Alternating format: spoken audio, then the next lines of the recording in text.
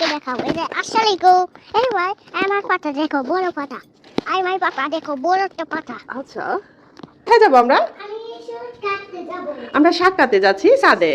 কই শাক কোথায়? এই যে শাক, ওই যে আমাদের ছাদ বাগানের শাকগুলো। মাশাআল্লাহ মাশাআল্লাহ। এই শাক আমার আসলে গো। এখন আমরা এগুলা কেটে নিব, তারপর বাসা নিয়ে কি করবো বাবা? রান্না করে খাবো, তাই না? আমরা গোড়ার দিকে কিছু পাতাও তুলে নিব। অলরেডি দুটো লতা ছিঁড়ে ফেলেছি। গোড়া দিকে এই পাতাগুলো ওগুলো খুব দ্রুত পেকে পচে যাবে। এদিকে ছোট ছোট কুশি বের হয়েছে, তো আমরা এগুলো রেখে এরপর থেকে কাটবো। এখান থেকে আবার এগুলো বড় হয়ে যাবে ইনশাল্লাহ। দেখি বড় হয়ে যাবে একটা পাতা। এখানে গোল আসবে, গোল না। এদিকে এটা নাও, আসবে না। ধর। আমি এখানে এসে দিব।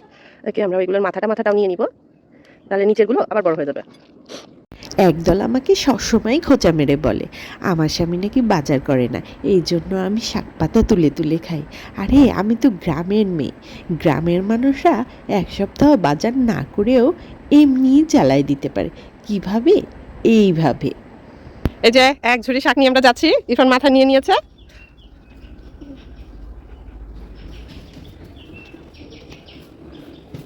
মাশাআল্লাহ।